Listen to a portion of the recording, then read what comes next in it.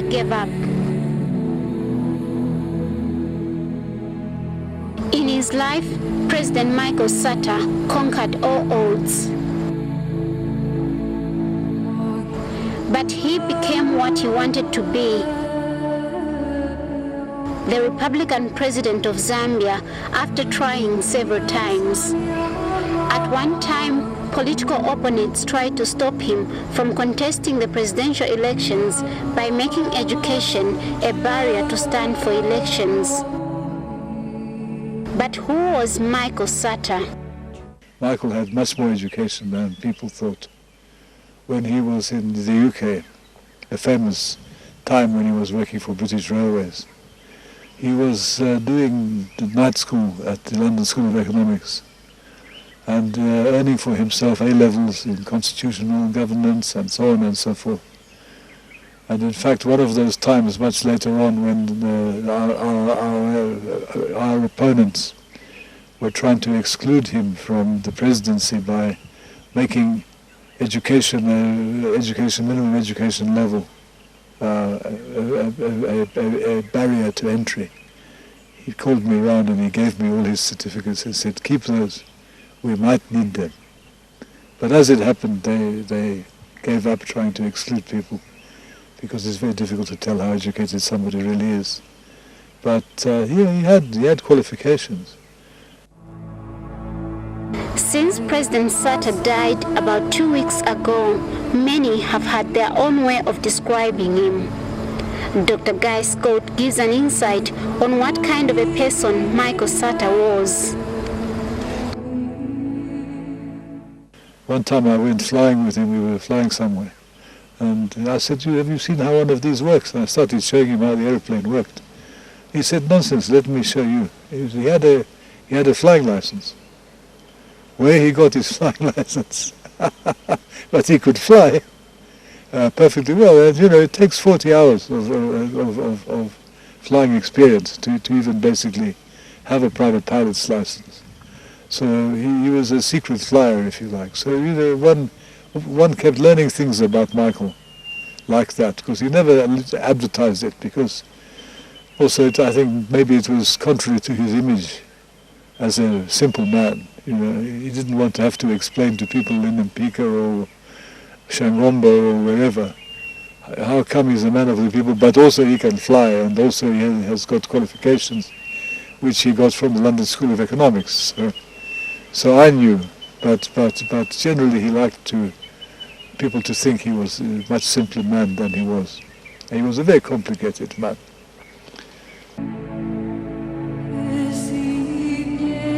Dr. Scott met late President Sata in 1991. Just how did the two meet?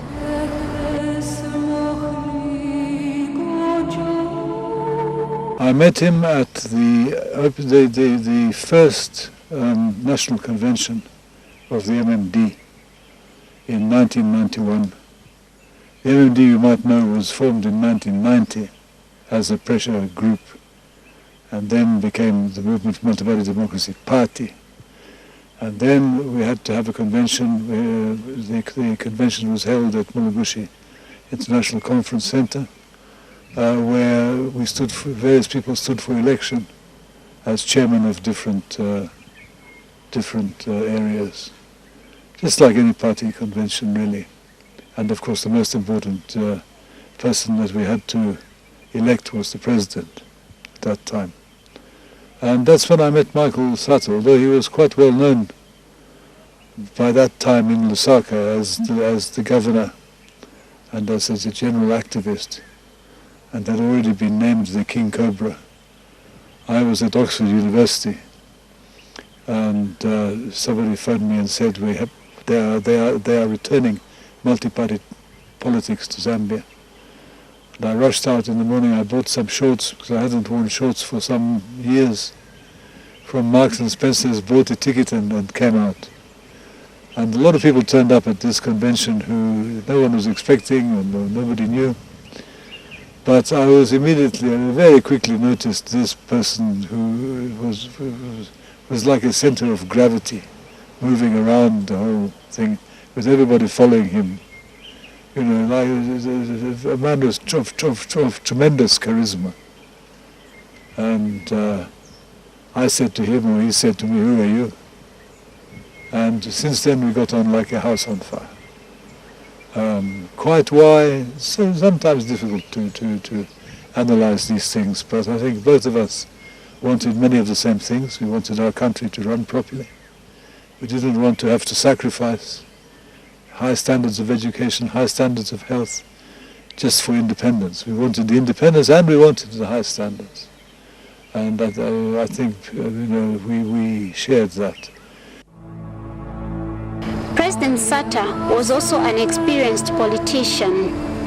Dr. Scott now recalls how the late president prevented him from being fired in former President Chiluba's regime. I remember once at a meeting, I think Chiluba decided I had to go. He wanted me out. And he got 4 ministers lined up to whack me for doing something which may, well, from a bureaucrat's point of view it shouldn't have been done, but from a humanitarian point of view it had to be done. And he saw that they were attacking me. So he sends me a note, he says, "Don't say anything." Now look at this. He says, "Don't answer."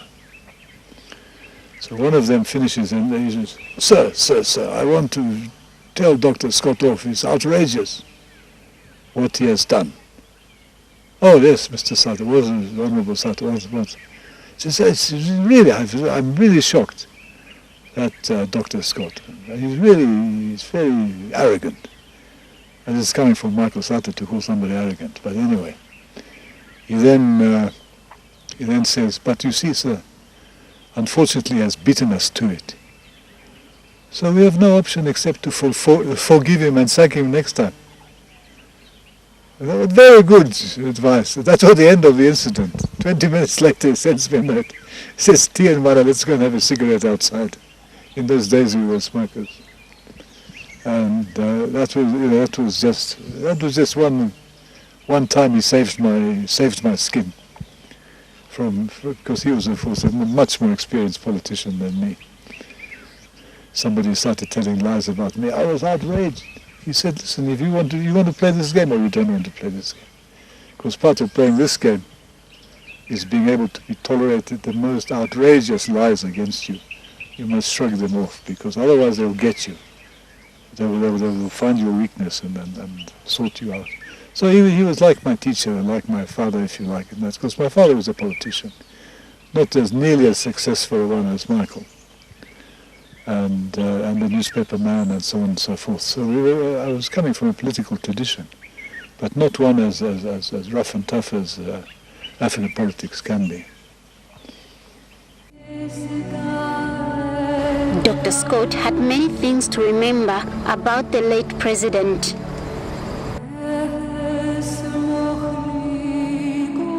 You know, he had such a way with people, and that extended even to babies, to children. I remember once we were staying in Mkushi at Rolf Shenton. I don't know if you remember. You were probably too young to remember Rolf Shenton, the MP of Mkushi, and his young wife.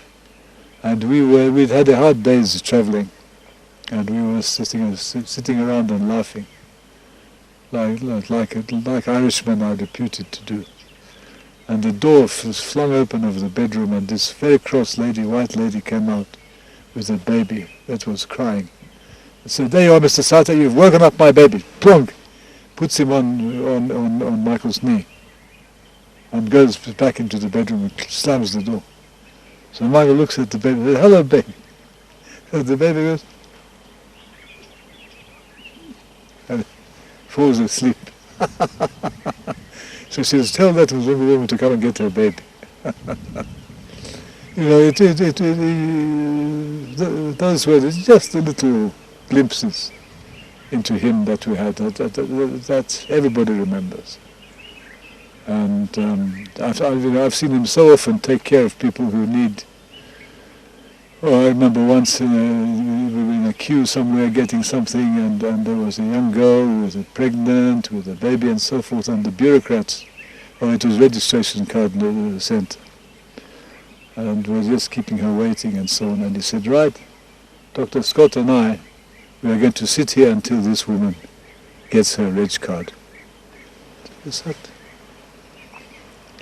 No, they looked at us, and we weren't making we were not going anywhere. So they pulled her out of the queue, photographed her, processed her papers, let her go. We said, thank you. We went out. You know, these are the things a lot of people are going to remember him for. Of course, really the big things, the economic policies, the policies on poverty, the cash transfer scheme, for example. These are some of the big things that have happened in the last 3 years.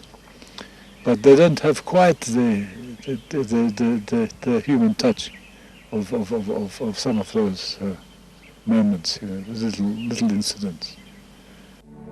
President Sata was a man who also found it easy to interact with people from all walks of life. I mean, first of all, he was a remarkable phenomenon. It's very difficult to grow up in the kind of times of injustice, racial injustice especially, turning into independence, turning into some sort of one-party system, turning into democracy. It's very difficult to cope with all that without the pressures being quite severe and people putting their foot wrong. And I think Michael had a few advantages, again, which I don't think many people know. His father, Langston, who died 3 or 4 years ago, aged nearly 100, was the cook of a provincial commissioner called Tommy Fox Pitt, who was actually he was the district commissioner of Mpika at the time when Michael was born. And Tommy Fox Pitt was Mzungu, of course, but he was a very radical Mzungu. He, after the war, when the Labour government came to power in Britain, he used to organise for the British trade unionists to come out and join up with the African Mine Workers Union in the Copper Belt, and jointly go about pushing their claims for higher wages and so on and so forth. So he was a radical, and eventually he was fired from the British government, or prematurely released. But I mean, I think it's the first thing, or the second thing maybe Michael saw when he opened his eyes after being born, whether under a tree or not, I don't know yet because I haven't done the research. But there are not many trees in Chiturika village. But he was a white radical. So he wasn't somebody to whom whites were strange. He was very indifferent to race, completely. He knew how to mix and assess people very, very easily. I think it was a big advantage, that start in life.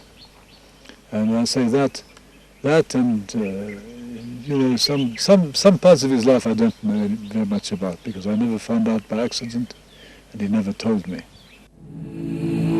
What will Dr. Scott miss about President Sata? I miss so many things about him, but the memories I won't miss. I can remember that time when we were pounding the roads. We went down at one stage, we were in Mpika, and we knew that William Banda from UNIP was set up a kind of roadblock on the Chipata side to stop us coming in to campaign in Lundazi and Chama. So we cooked up a plot. We drove down to Nambaria, and we crossed the river on a hunting pontoon, and we started organizing there, dindering in the forests along the Luangwa River. The elephants were interfering with us and so forth, but and we used to calculate it would take William about 10 hours to get down there, so we could do 10 hours work and we jumped back across the Luangwa stream. And one day coming back, we stopped at a hunting camp for very rich clients, these very rich Americans paying $5,000 a day or something to shoot buffalo to hang on their wall in New York. And we were hungry. We had a team of about 10 people. We had some very enthusiastic young girls, some cadres, him and me, and we came there and we said to the people in the kitchen, have you got anything for us to eat? Because we are terribly hungry. He said, no, I'm afraid I've only got food for the clients. And Michael said, but doesn't this one look like a client? Pointing to me.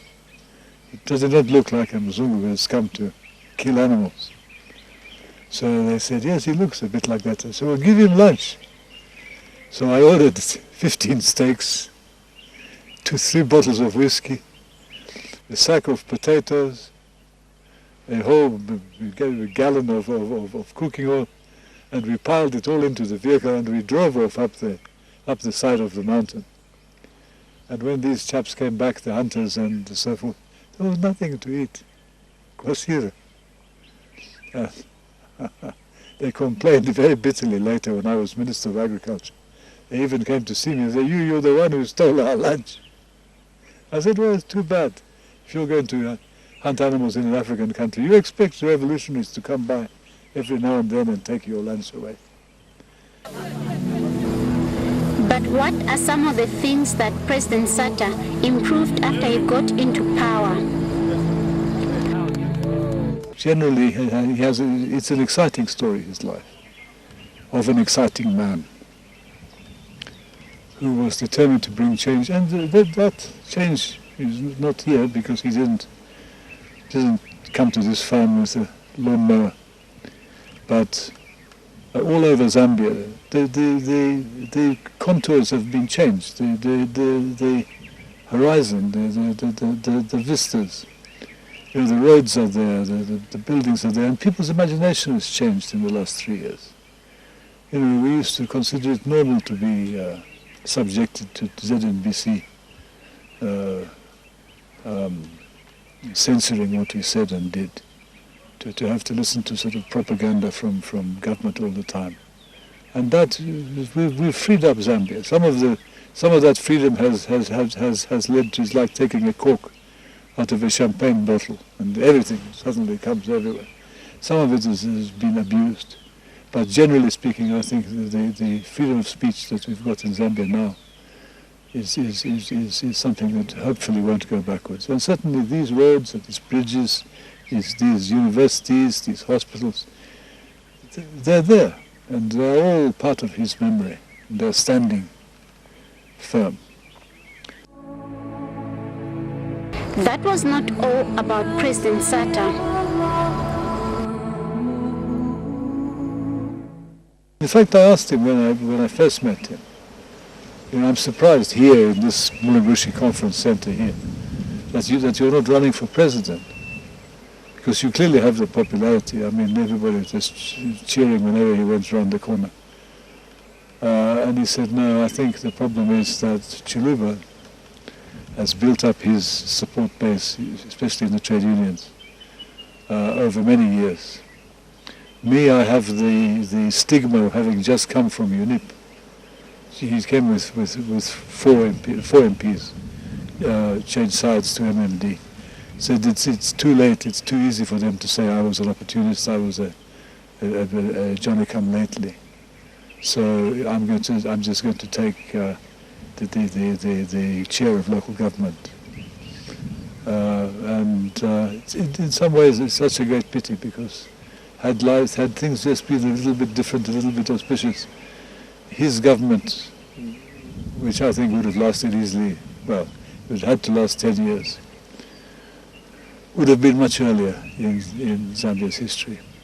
But that's how I met him. That's when I first met him, was right there. And we hit the road together. We went campaigning, because that was also the start of the campaign.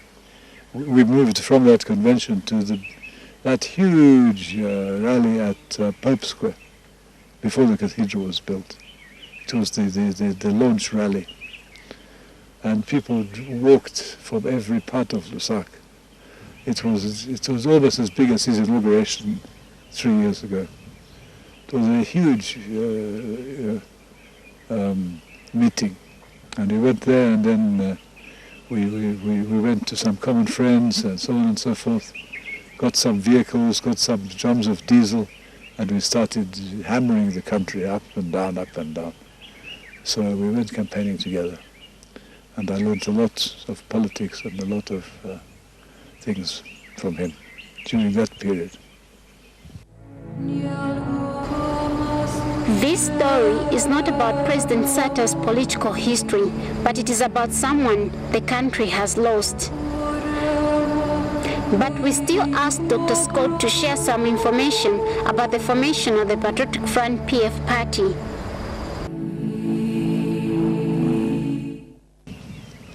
It was my wife, Charlotte, who answered the phone in the house. This was in 2001.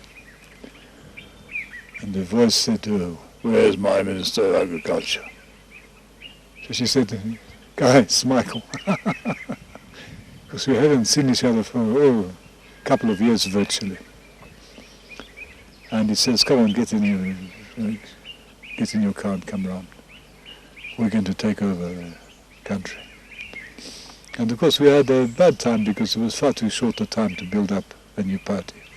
He had the advantage that, of course, many of the MND members, he'd been National Secretary for 5 years. He knew all the MMD members, officials, from all over the country, and a lot of them came and joined us. But it was too late to really overthrow things. And then in the aftermath of that first election, where we got one MP, remember, just one MP,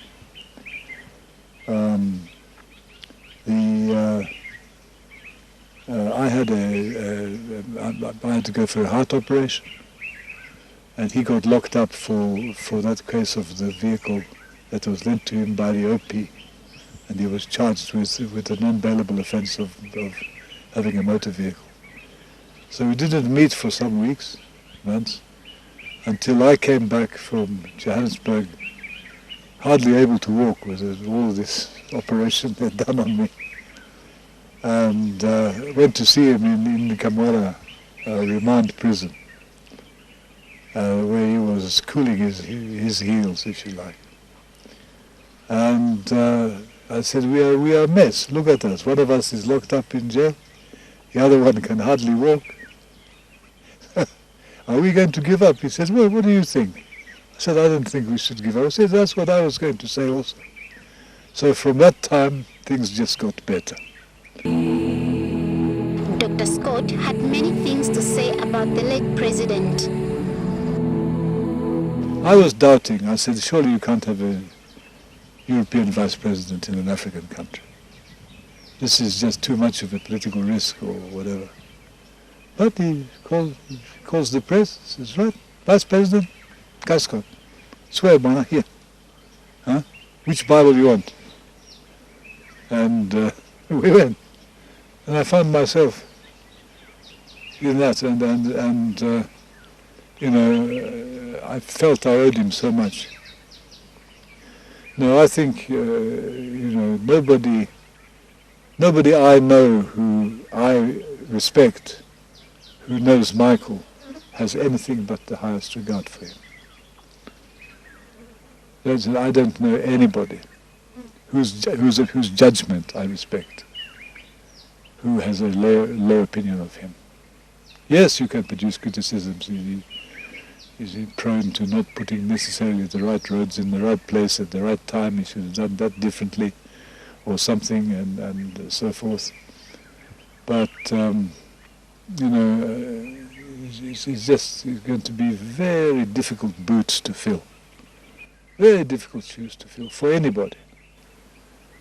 Now what we are left with, or what I'm left with, Because the last message I got from him is keep the party in one piece, keep the country in one piece. And that is my current responsibility, and I'll do it for him anytime.